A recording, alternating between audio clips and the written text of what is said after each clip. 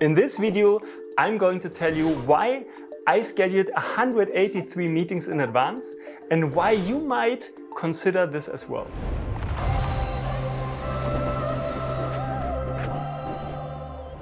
Hi, this is David from Founder's Journey. In the last years, I had the great chance to build a company with more than 75 employees working from 21 different countries. And this has been a really exciting journey for me.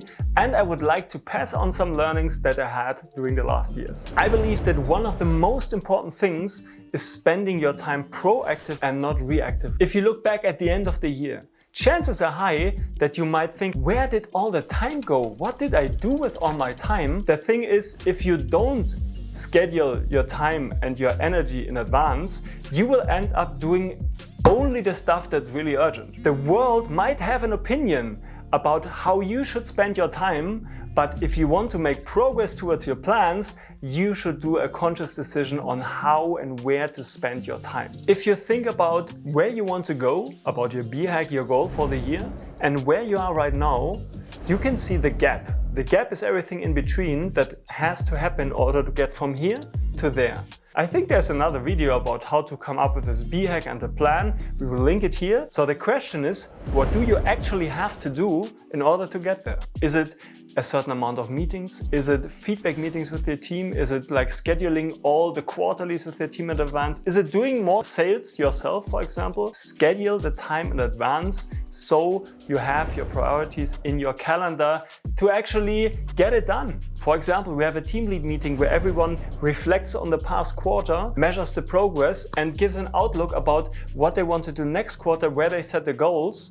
And this is a fixed meeting every quarter and it's planned for the whole year. So we don't have to think about it, right? It's such a big time saver and energy saver if you build the routine into your calendar in advance, so it will happen. And do the same for every area that's important, right? If it's feedback meetings on the sales progress, if it's planning the marketing campaigns, if it's spending time even for myself with my family and my kids. For example, this weekend we are going to sleep in a treehouse with the kids.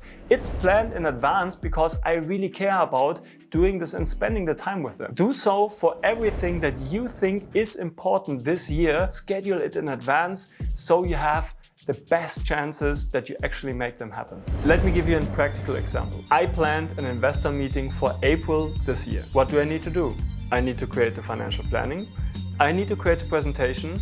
And before all of that, I have to be clear on the strategy, on what I'm going to present there. How do I put this into my calendar? I plan the investor meeting. I plan the outcomes as milestones in my calendar, having the strategy ready, having the financial plan ready, and building the presentation. I invite all the people that are important and need to know about this milestone in advance, and then I schedule my time 4 hours working on the presentation, 4 hours working on the presentation, 4 hours working on the financial planning, for example. Review meeting. From here, finance team has to have 100% complete financial planning for me. This is the phase where I'm going to have time to adjust the financial planning, right? And by having this ready, strategy first, coming up with it, talking through with the team leads, doing a decision, this is our strategy.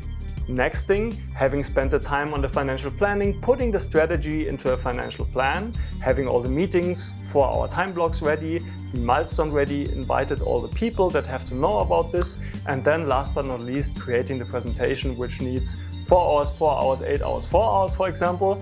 And then the ultimate day is for the investor meeting, and I know and can see in my calendar in advance what's the preparation time needed here. And if then people come up like 4 weeks in advance and want to book some meetings, they can see the free spots, but don't interfere with the time I need in order to make this priority a success. Think about it. This is just an example. This is just me and my investor meeting. Could be a completely different thing for you, but you can use the same structure.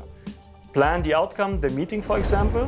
Think about what are the 3 essentials getting there. Plan the milestones, plan the time blocks working on this, and involve and include all the other people that are necessary, helping you getting there and hitting your outcome. That's an example how you might do it, how I do it, and how it helped me to plan the whole year in advance and make structured progress towards my goal and I encourage you to do the same. Let me share a little failure as well from my own experience. So even if it was scheduled in the calendar, I just didn't do it, right? Or things got interrupted, overlapped with each other. There were 2 different meetings at the same time because other people could book stuff into my calendar as well.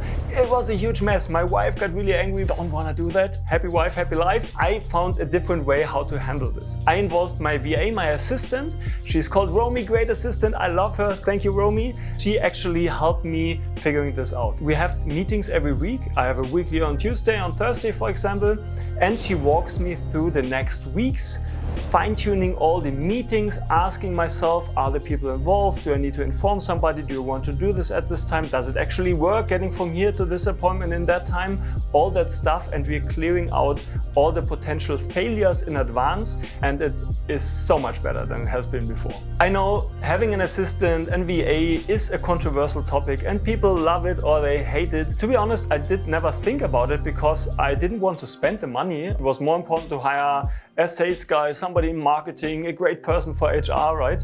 If this is a topic that interests you, just tell me in the comments and we'll create another video about that. So walk through your own calendar, look at the last 2 weeks and check whether you spend your time wisely. Let me know in the comments below. If you like content like this and want to follow the learnings, the failures and the insights of myself and other entrepreneurs, please like this video and subscribe to this channel because that's how I know whether it's time well spent. Cheers!